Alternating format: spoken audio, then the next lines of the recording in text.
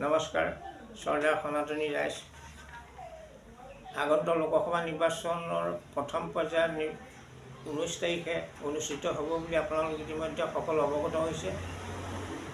আৰু ভাৰতবৰ্ষত ৰাষ্ট্ৰীয় পৰ্যায়ত নতুনকৈ গঠিত হোৱা এখন সনাতন ভাৰত দলৰ সিদ্ধান্তসমূহ মই আগৰ ভিডিঅ'ত দিছোঁ। আজি ভিডিঅ'ৰ যোগেদি আমি অসমত এই দলত যাত্ৰা আৰম্ভ সম্পৰ্কত মই ক'বলৈ লৈছোঁ।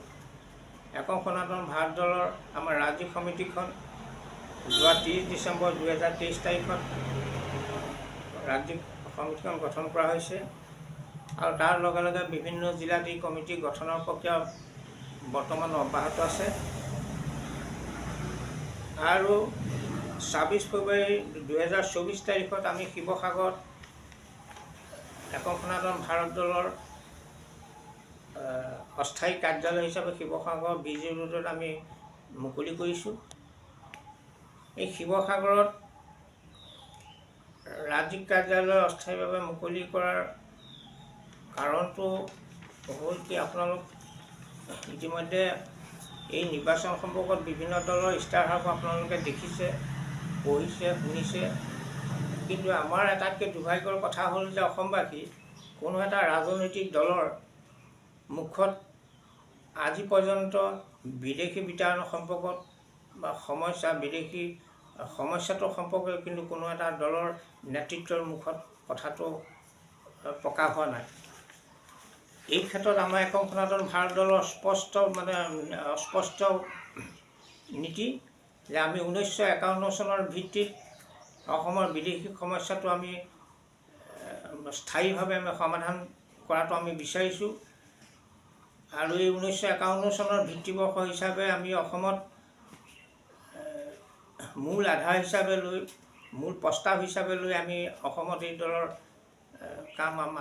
কাম কাজ আমি আৰম্ভ কৰিছোঁ। আৰু তলতে আনুষংগিক কিছুমান আমাৰ জ্বলন্ত সমস্যা আছে, সেইখিনিৰ ওপৰতো আমি দৃঢ় পদক্ষেপ ল'বৰ কাৰণে এই দলৰ তৰফৰ পৰা চিন্তা চৰ্চা কৰি আমি ইয়াৰ কাৰ্য পৰিকল্পনা আমি প্ৰস্তুত কৰি আছোঁ।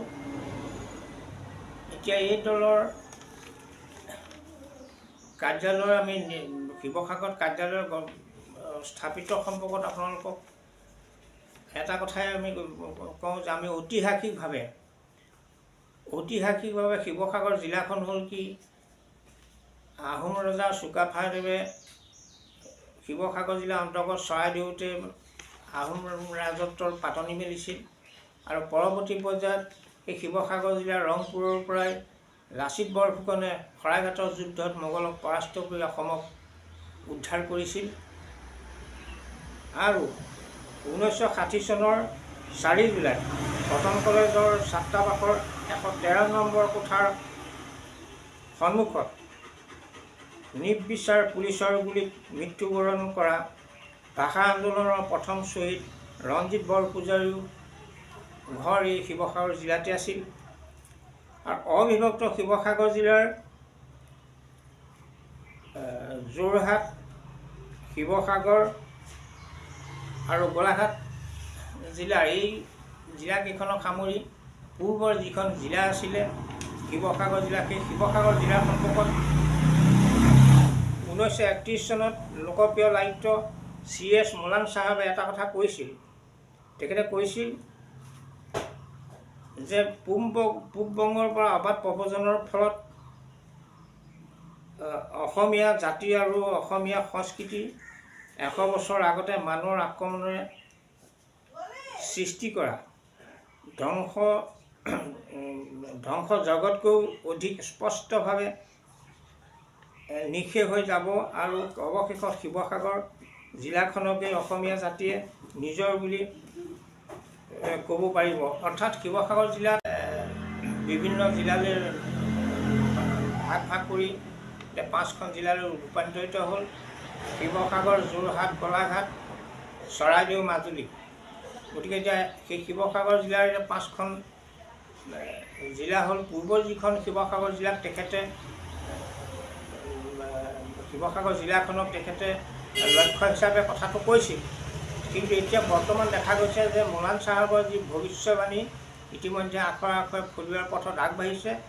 অবিভক্ত শিৱসাগৰ জিলাৰ অন্তৰ্গত যোৰহাট জিলাতেই অসম সাহিত্য সভাৰ কাৰ্যালয় পোনপ্ৰথমবাৰে